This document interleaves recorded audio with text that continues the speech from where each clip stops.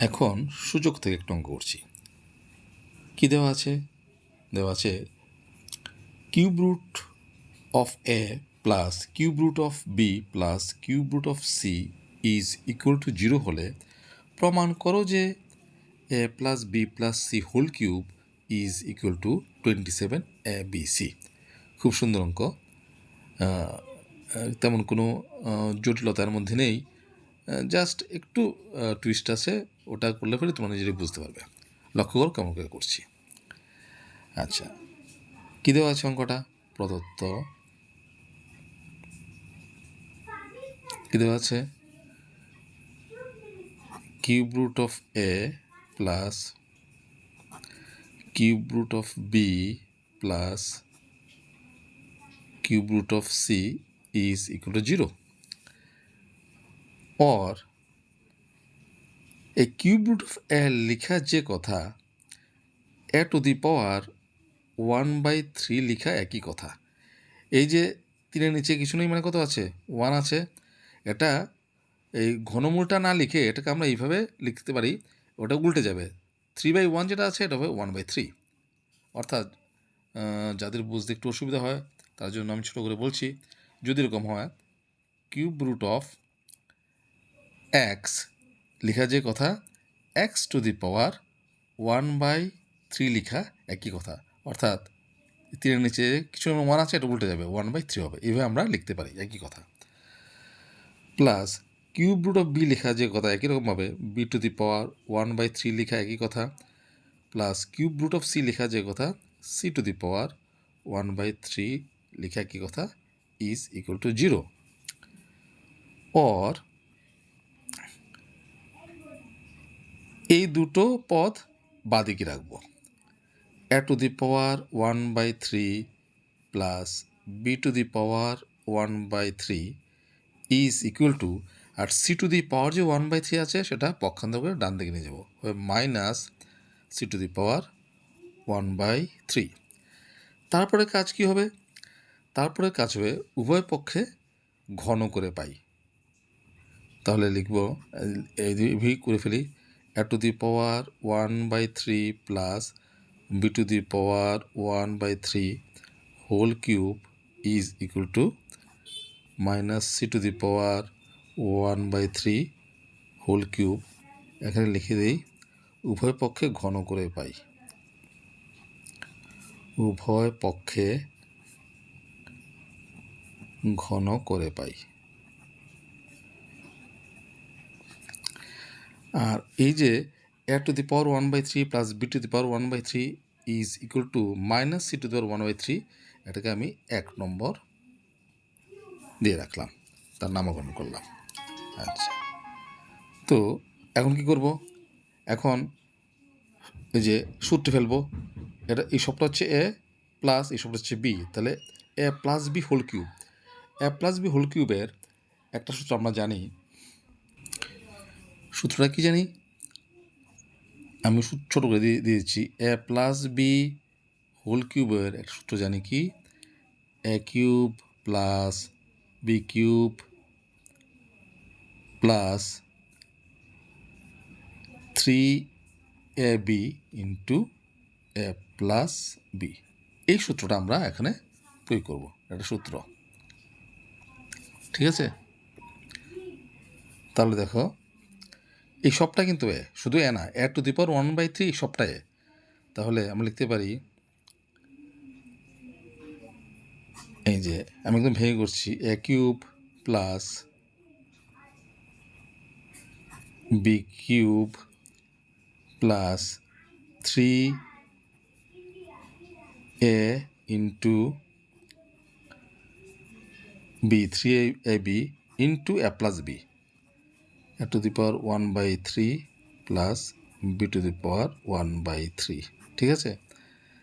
এই যে এই সূত্র অনুযায়ী a cube plus b cube plus 3ab into a plus b is equal to, এদিকে কত হলো? Minus c to the power 1/3 into 3। এটা হচ্ছে ঋণাত্মক সংখ্যা, মাইনাস যেটা হচ্ছে ঋণাত্মক সংখ্যার পাওয়ার যদি অড হয় অর্থাৎ বেজুর হয় তাহলে মাইনাসটা মাইনাসই থাকবে আর পাওয়ার পরে গুণ হয়ে যাবে। তাহলে কি হলো, অর এ টু দি পাওয়ার, এটাই পাওয়ার পরে গুণ হলে এটা কেটে যাবে, 3 3 কাটা, তাহলে শুধু হবে এ প্লাস পাওয়ার পরে cancel b plus 3 to the power বা 3 into a to the power 1/3 into b to the power 1/3, আর এদিকে কত আছে a to the power 1/3 plus b to the power 1/3, এই যে এই জায়গাটা, এই জায়গাটা a to the power 1/3 plus b to the power 1/3 whole cube is equal to minus c to the power 1/3 whole cube, এটা আগে লিখেছিলাম। তার আগের যে লাইনটা কী লিখেছিলাম, a to the power 1/3 plus b to the power 1/3 is equal to কত, minus c to the power 1/3। তাহলে এই জায়গাতে তার মান কত, minus c to the power 1/3। তো এই জায়গাতে আমি লিখতে পারি minus c to the power 1/3 মান বসিয়ে দিলাম, ঠিক আছে। আর এদিকে আছে কত, is equal to minus c, কেন 3 3 ক্যান্সেল, এখানে লিখে দাও সমীকরণ 1 থেকে পাই, সমীকরণ 1 থেকে পাই, অর্থাৎ এই যে টার্মটা আছে তার মান প্রথমে বের করে রেখেছি কত, minus c to the power 1/3, তার জায়গায় বসিয়ে দিলাম minus c to the power 1/3। Or তো কত হলো এ প্লাস বি, এদিকে আছে মাইনাস সি, পক্ষান্তরকে বাঁ দিকে নিয়ে আসো, কত হবে প্লাস সি। আর এদিকে কত হচ্ছে দেখো, প্লাসে মাইনাসে সব গুণ চিহ্ন, তো তাহলে প্লাসে মাইনাসে মাইনাস ব্র্যাকেট তুললে থাকবে কত, 3 into a to the power 1/3 into b to the power 1/3 into c to the power 1/3 is equal to 0। এটা মাইনাসটা বাঁ দিকে নিয়ে এসেছিলাম, ডান দিকে ছিল মানে 0। অর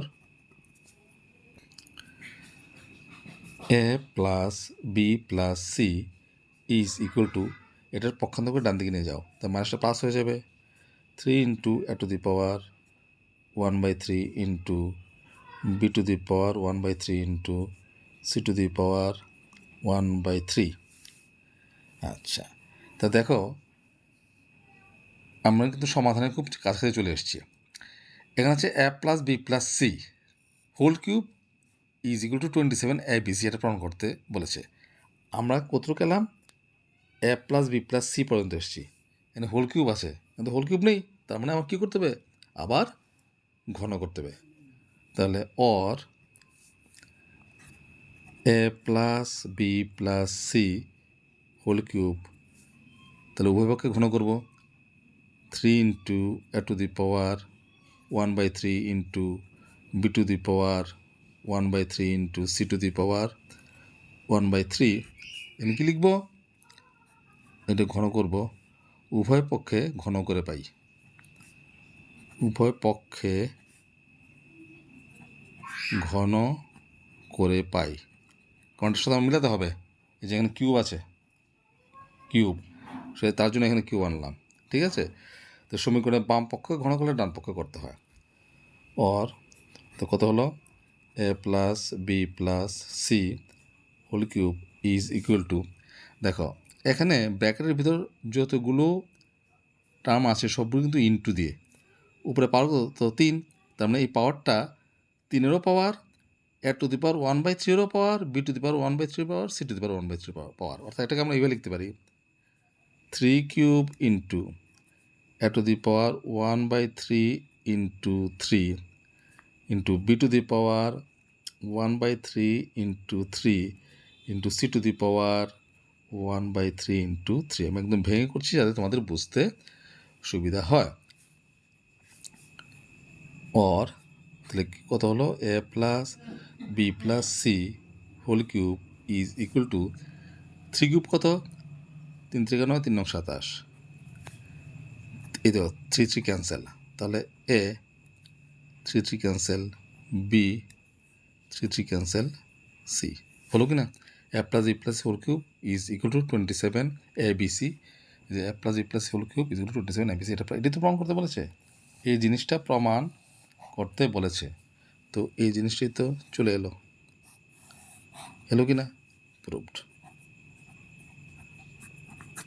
সুন্দর অঙ্ক। আশা করি তোমরা অঙ্কটা বুঝতে পেরেছ।